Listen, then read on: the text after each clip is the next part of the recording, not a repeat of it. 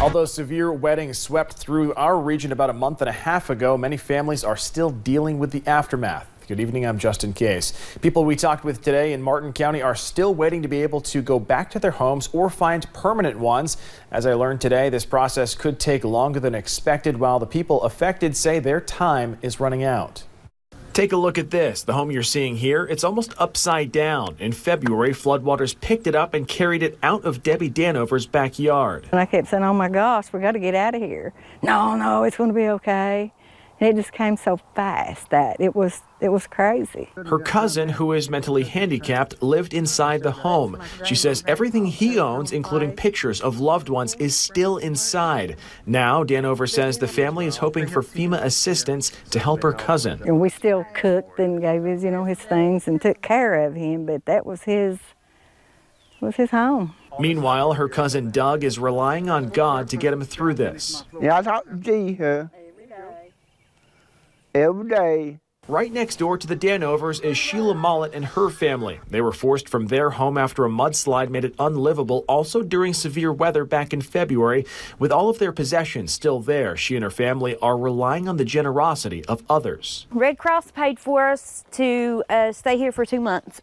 That's up in the end of April, so I don't know where we're going to go from there. For Mollett, she says time is running out. Her husband is in school to become a welder. In order to help pay rent, she worries he might have to drop out and find any job that has an immediate opening. If he doesn't finish that certification, if he goes into a field like that, he's going to be taken underpaid than what he could be getting. He's like one more semester and he's finished.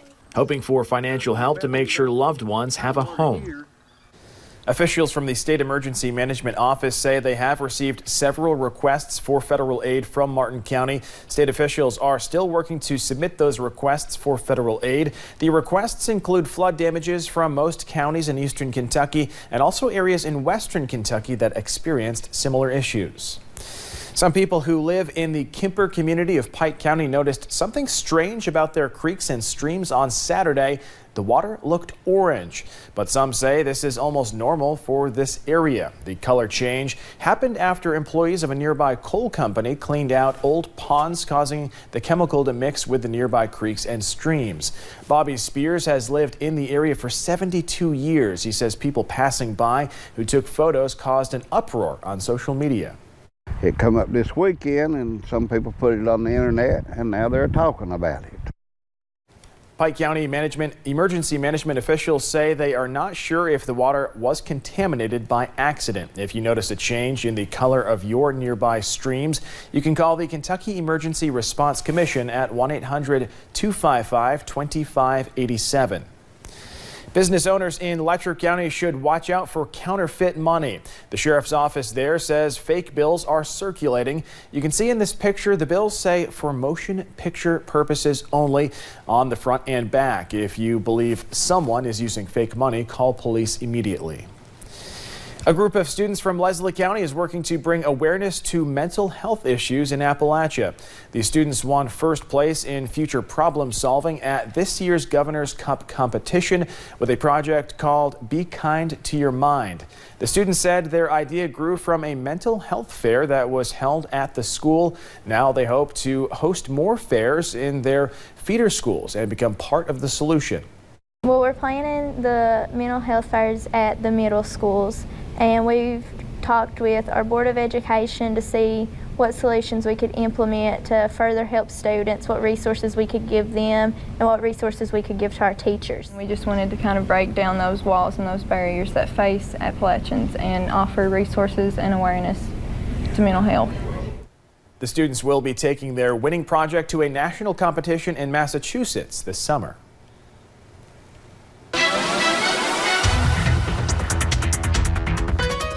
Definitely a cold day across eastern Kentucky. In fact, well below average temperatures today, and it's going to be another cold night. So cold, in fact, we could deal with another freeze. The National Weather Service offices in Jackson and Charleston have put out freeze warnings for portions of the Kentucky River Valley and Big Sandy River Valley for tomorrow morning, as temperatures will likely drop in these locations into the upper 20s, which will lead to another hard freeze. So please take steps to protect those plants. Either bring them in or cover them up.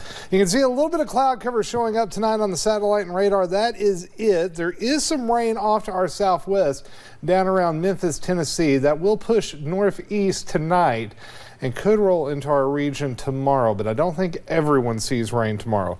Temperatures right now generally running around the 40 mark or just on either side of it. 38 in Pikeville, 37 Wise, 39 Jonesboro, Middlesboro, and Williamsburg. As we go through the next 12 hours, we're going to see those temperatures head into the low 30s and upper 20s as that freeze sets in. But once it moves out, we deal with a slight chance of rain tomorrow and then some much warmer weather heading our way by the end of the week and the weekends. Can you say I love the 70s? I know I sure do, and we're going to be seeing those temperatures in our forecast. I'll let you know how many times we'll see them coming up here in a few minutes, Justin. Shane, thank you. Road crews in Whitley County are still having to repair roadways and work to prevent further rock slides after heavy rain and flooding several weeks ago caused issues on Kentucky Highway 92 East. WYMT's Hannah Reynolds has more. Heavy rain several weeks ago in Whitley County are still causing issues for road crews. This started about the same time we started having the flooding. Just so much water caused it to move. Emergency management say flooding throughout the county caused rock slides, including on Kentucky Highway 92 East. And now they're out there again. We got a call one day, it was slipping again. Now, state road crews are trying to prevent other rock slides from happening or getting in the roadway. It's going to be a lot safer than it was. They've cut a bench on top. Hopefully that'll catch any falling debris. We'll just have to wait and see how it holds. Hopefully getting the road opened back up on both lanes, allowing easier travel along the highway once again, something locals have not seen consistently in a while. Well, we hope it stays stable. That way we can get people back to normal.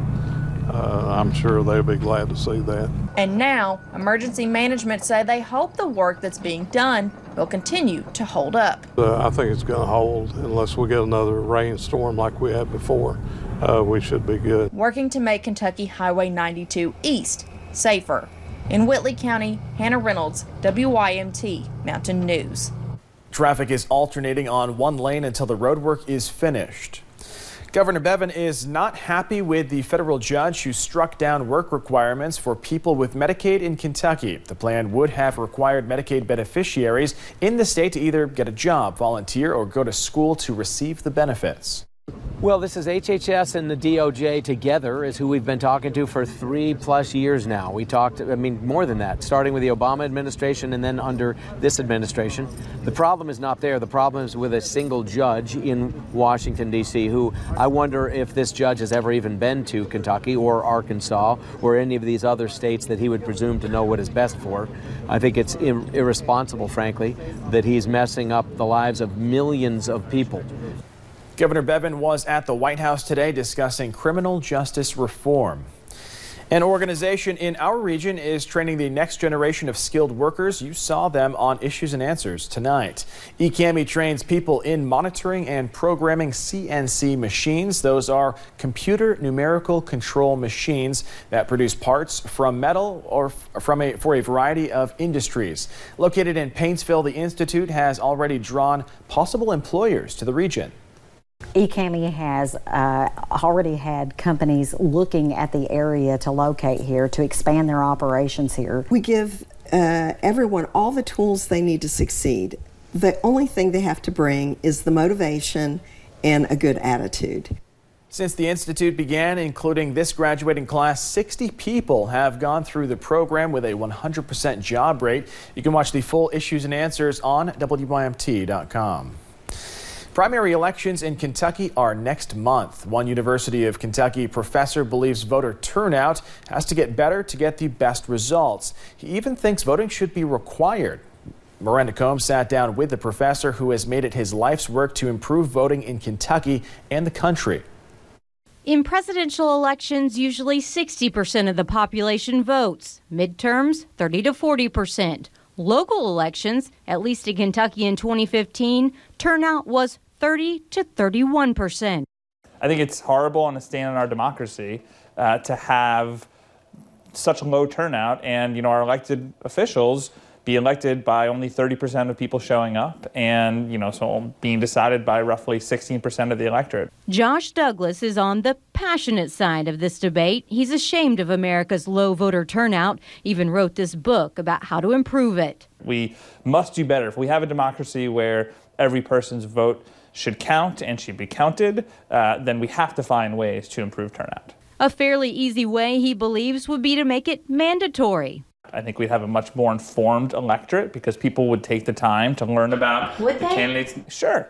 In Australia, where they have mandatory voting and turnout of 90-95%, there's no indication that the voters are less educated.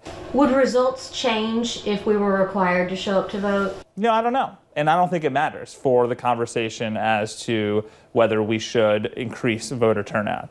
Many believe mandatory voting would just lead to more voter fraud, putting a strain on the voting process and more money to protect it. And there's no good reason not to make it easy to vote, so long as we also ensure we have safeguards.